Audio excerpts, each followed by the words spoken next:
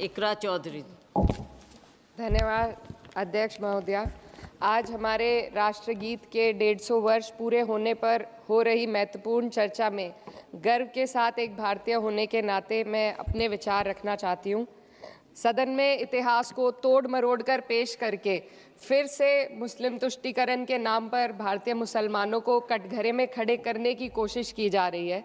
लेकिन मैं सदन में बताना चाहूँगी कि हम भारतीय मुसलमान जिन्ना के आह्वान को ठुकराकर अपने इस प्यारे वतन की मिट्टी के साथ मजबूती से जुड़े रहे। हमने महात्मा गांधी, बाबा साहब डॉक्टर भीमराव अंबेडकर, रविंद्रनाथ टैगोर जी, सुभाष चंद्र बोस जी, मौलाना अबुल कलाम आज़ाद, अशफाक उल्लाह खां साहब के विचारों को अपनाया। हम भारतीय मुसलमान इंडियंस बाय चॉइस हैं, बाय चांस नहीं। वंदे मातरम के किन छंदों को राष्ट्रगीत के तौर पर अपनाया जाए, यह फैसला सर रविंद्रनाथ टैगोर और सुभाष चंद्र बोस जी जैसे नेताओं के परामर्श के बाद हुआ। क्या अब हम उन महान नायकों की समझ पर प्रश्न चिन्ह उठाएंगे, उन्हें देश को बांटने वाला और तुष्टीकरण करने वाला कहने का पाप करेंगे?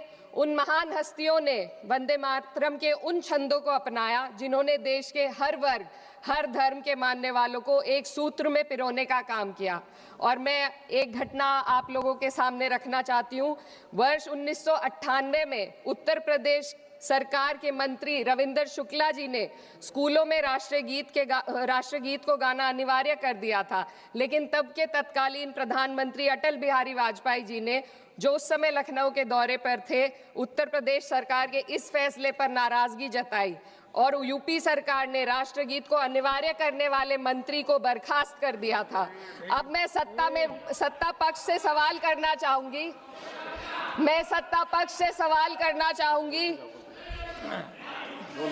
बोलने दीजिए। मैं सत्ता पक्ष से सवाल करना चाहूंगी कि जो विजन आजादी के समय के लोगों का था, राष्ट्रगीत को स्वेच्छा पर छोड़ने का, उसी का अनुसरण माननीय अटल बिहारी वाजपेयी जी ने किया, तो क्या वह भी मुस्लिम तुष्टीकरण कर रहे थे? जी नहीं, अटल बिहारी वाजपेयी जी राजधर्म निभा रहे थे। देश में सब धर्मों को एक साथ लाना, सबके जज्बात का एहसास करना ही सबसे बड़ा राष्ट्रवाद है। माननीय अध्यक्ष महोदया, आज हमें वंदे मातरम के असली भाव को समझना जरूरी है। यह गीत तो देश के जल, जंगल, जमीन, हरियाली और निर्मल हवा की वंदना को समर्पित है। यह भारत की जन जन की मंगल कामना करता है कि भारत का हर नागरिक स्वस्थ रहे, सुरक्षित रहे और सम्मान के साथ जी सके। सुजलाम सुफलाम का अर्थ है, सुनिए, ऐसा देश जहां स्वच्छ और पर्याप्त जल हो, जहां नदियां जिंदा हो, बहती हो, जीवन देती हो। अध्यक्ष महोदय, लेकिन अब जरा यमुना का हाल देखिए। दिल्ली प्रदूषण नियंत्रण समिति की 2025 की रिपोर्ट बताती है कि यमुना के कई हिस्सों में बीओडी स्तर 127 mg पर लीटर है तक पहुंच चुका है, जबकि किसी जीवित नदी के लिए ये 3 mg पर लीटर से कम होना चाहिए। ये सिर्फ नदी का संकट नहीं है, ये किसान का संकट है। नमामि गंगे के नाम पर हजारों करोड़ रुपए खर्च हो गए, लेकिन सच्चाई ये है कि आज भी गंगा और यमुना के किनारे किसान मजबूरी में उसी जहरीली पानी से खेती कर रहा है। वही जहर अनाज में उतरता है और वही जहर किसान की जिंदगी को धीरे धीरे खत्म कर देता है। अध्यक्ष महोदय, जब पानी जहर हो जाएगा तो सुजलाम कैसे होगा? जब किसान बर्बाद होगा तो सुफलाम कैसे होगा?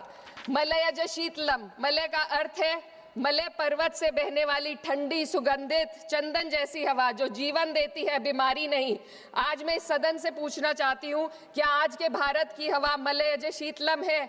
नहीं अध्यक्ष जी, बस संसद से बाहर कदम रखिए, एक गहरी सांस लीजिए। ये चंदन की महक नहीं, ये जहर है जो आपके हमारे फेफड़ों में उतर रहा है।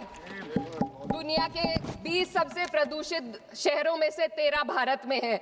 दिल्ली की हवा में सांस लेना मानो रोज 20 सिगरेट पीने जैसा हो। भारत हर साल सर्दियों में जहरीली हवा के प्रकोप में घिर जाता है। AQI गंभीर स्तर पर आ जाता है। ठंडी हवा का सपना अब गैस चेंबर की हकीकत बन चुका है। हम वो देश हैं जहां सरकार प्रकृति पर बने गीत का मान मर्दन तो करती है, पर उसी प्रकृति, जंगल, हवा, पेड़ को बचाने वाले कानूनों को धीरे धीरे खुद ही खत्म कर रही है। ये है आज के हमारे मलयज शीतलम की अफसोसजनक सच्चाई। अगर हम हवा को साफ नहीं कर पाए तो न सुजलाम बचेगा न सुफलाम बचेगा। माननीय अध्यक्ष महोदया, सस्य श्यामलम का अर्थ है ऐसा देश जहां उपजाऊ जमीन हो, जहां खेत फसल से भरे हो और किसान कर्ज और निराशा में न डूबा हो। आज किसान सिर्फ मौसम से नहीं लड़ रहा, वह प्रदूषण, नीतियों की बेरुखी और सिस्टम की नाइंसाफी से लड़ रहा है। एक तरफ कॉर्पोरेट के लोन माफ होते हैं, दूसरी तरफ किसान को उसकी वाजिब एमएसपी भी नहीं मिल पाती है। आप ग्लोबल सुपर पावर बनने की बात करते हैं, लेकिन हमारी पर कैपिटा इनकम दुनिया में 136वें नंबर पर है। हम अपने छोटे पड़ोसी देश से भी पीछे हैं। हमारे लोग $2,500 तक भी नहीं कमा पा रहे एक साल में, और जिन अरबपतियों की ये रक्षा करते हैं वो इतना पैसा एक सेकंड में कमा लेते हैं। आज वंदे मातरम को बुनियाद बनाकर राजनीति की जा रही है, लेकिन जमीन पर जंगल पूंजीपतियों को सौंपी जा रही है, आदिवासियों को उनके घरों से उजाड़ा जा रहा है।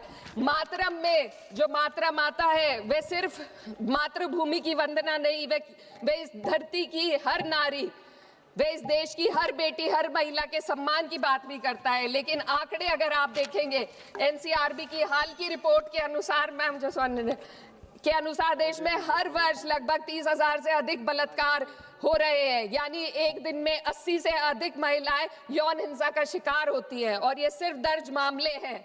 जब जम्मू कश्मीर की एक बच्ची हिंसक अत्याचार का शिकार होती है, जब सत्ता से जुड़े लोगों पर आरोप लगते हैं और कार्रवाई वर्षों लटक जाती है, जब उन्नाव की पीड़िता लखनऊ के दरबार में इंसाफ को लेकर अपनी जान देने पर आमादा होती है, जब बिल्किस बानो के अपराधियों का सरकार के लोग द्वारा स्वागत किया जाता है, तो ये घटनाएं वंदे मातरम की आत्मा पर चोट पहुंचाती है।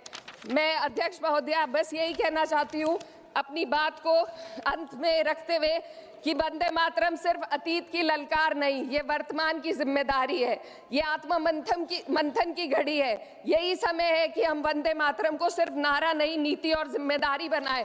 और अपने जज्बात को मैं आलमा इकबाल साहब के तराना हिंद के साथ इस सदन में रखना चाहती हूँ कि सारे जहां से अच्छा हिंदुस्तान हमारा, हम बुलबुले हैं इसके, ये गुलसिता हमारा, मजहब नहीं सिखाता आपस में बैर रखना, हिंदी है हम, वतन है हिंदुस्तान हमारा। श्रीमती लवली आनंद।